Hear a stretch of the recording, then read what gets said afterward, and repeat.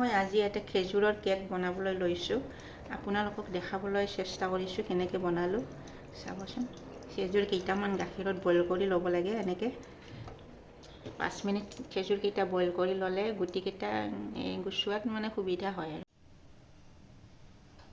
খেজুৰকেইটা boil হৈ গ'ল। এতিয়া অকণমান ৰেষ্ট কৰিব লাগিব, ঠাণ্ডা হ'বলৈ।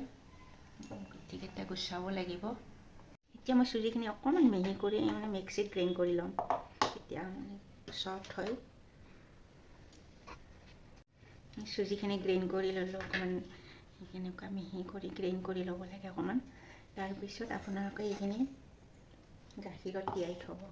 10 মিনিট সময় গাখীৰত এনেকৈ তিয়াই থ'ব।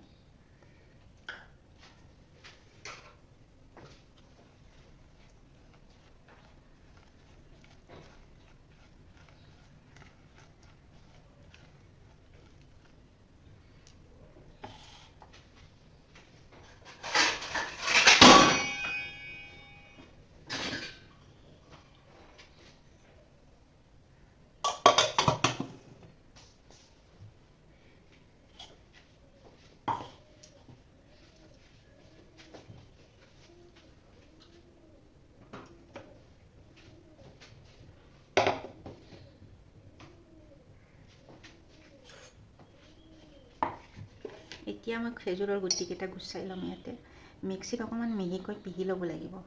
গুটিকেইটা গুচোৱাই এনেকৈ।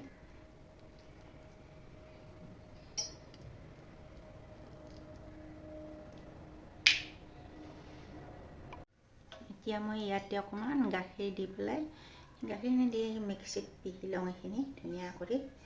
এতিয়া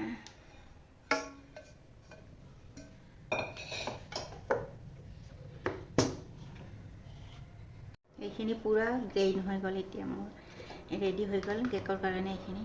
মই কিন্তু কেক খাবৰ মন গ'লে সদায় ঘৰতে বনাই খাওঁ। বজাৰৰ কেক একদমেই ভাল নাপাওঁ। সদায় ঘৰত বনাই খোৱা কেকটো বহুত হেল্ডি হয়। মই আটাৰ কেকো নাখাওঁ, ময়দাৰ কেকো নাখাওঁ। সদায় চুজিৰ কেকবিলাক খাই ভাল লাগে। দেহাৰ বডিৰ কাৰণে হেল্ডি হয় চুজিৰ কেকটো। চুজিৰ কেক খাবলৈ সোৱাদো বেছি। সেইকাৰণে চুজিৰে কেক খাওঁ। মোৰ ছোৱালীও তাৰমানে আটা ময়দা এইবিলাক খালে তাই বেয়া পায়। সদায় কয়, মা চুজিৰে কেক বনাবা দেই, কিন্তু আটাৰ কেক আৰু ময়দাৰ কেক কোনোদিন নবনাবা, চুজিৰ কেকটো খায়ে ভাল লাগে এনেকৈ কয়। সেইকাৰণে মই চুজিৰ কেকটোৱে বনাওঁ বেছিকৈ। আৰু মই বজাৰৰ কেক কোনোদিন আনিব নকওঁ। আৰু নিজে বনাই খোৱা কেকটোৰ সোৱাদ এটা বেছি ভাল হয়, নহয়নে বাৰু? এতিয়া মই ইয়াতে একাপ দৈ দিছোঁ। এয়াৰ একাপ দৈ দি ল'লোঁ। আৰু মই তেলো বেছি নাখাওঁ, এইখিনি তেল দিলোঁ একাপ। সৰু কাপটোৰে একাপ তেল দিলোঁ, ৰিফাইন তেল।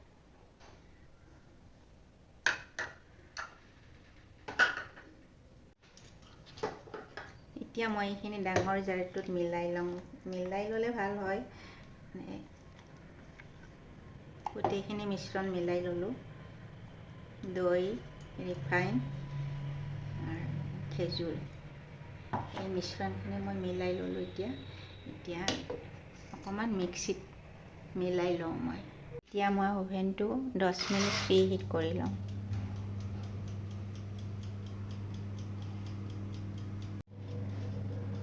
এতিয়া ৰেডি হৈ গ'ল এইখিনি মোৰ। ডাঙৰ কাপ এটাত মিলাই লওঁ।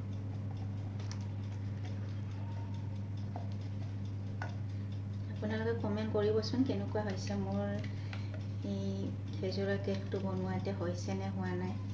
কমেণ্ট কৰিব সকলোৱে। কমেণ্ট কৰিলে ভাল লাগে আকৌ। ভাল হ'লে ভাল হোৱা বুলি ক'ব, বেয়া হ'লেতো বেয়া হোৱা বুলি ক'ব। সেইখিনি এতিয়া মিলাই ল'লোঁ মই। এতিয়া মই 10 মিনিট তিয়াই থোৱা চুজিখিনি আকৌ ইয়াতে মিলাই দিওঁ।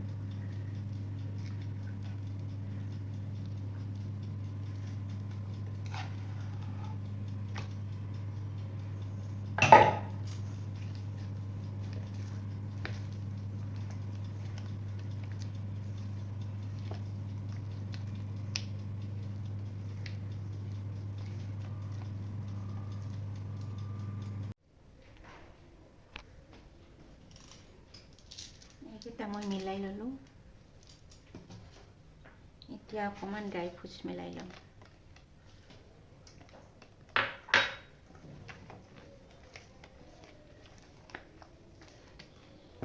নাৰিকলৰ মিশ্ৰণ ৰেডি। আমাৰ অকণমান ৰিফাইন দি পেলাই ইয়াতে এইটো অকণমান পিহি লওঁ, লাগি নধৰে। মই বাটাৰ পেপাৰ নিদিওঁ, এনেই মোৰ ধুনীয়াকৈ ওলাই যায়। কিছুমানে বাটাৰ পেপাৰ দিয়ে, মই কিন্তু বাটাৰ পেপাৰ নিদিয়াকৈ কেকবিলাক বনাওঁ। বাটাৰ পেপাৰ দিয়াৰ কোনো দৰকাৰেই নাই, এনেই ধুনীয়াকৈ উঠি যায়। অকণমান ৰিফাইন মুচি ল'ব লাগে বাচনটোত।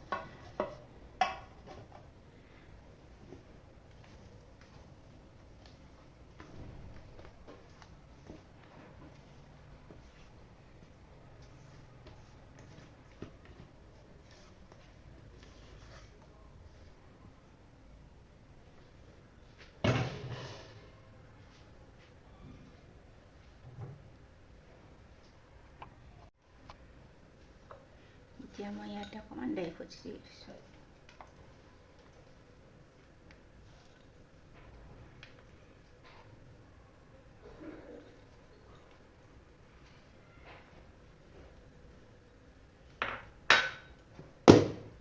অভেনত দিয়াৰ কাৰণে ৰেডি হ'ল।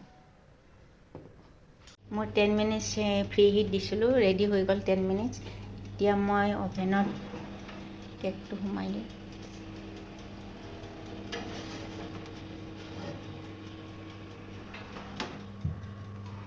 এতিয়া মই 45 মিনিটছ দি দিম। এতিয়া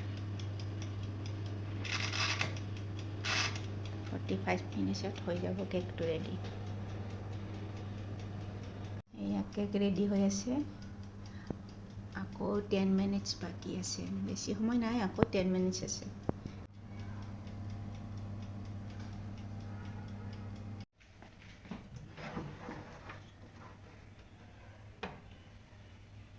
কেকটো ৰেডি হৈ গ'ল দেই। চাই লওঁ এবাৰ ৰেডি হৈছেনে। ৰেডি।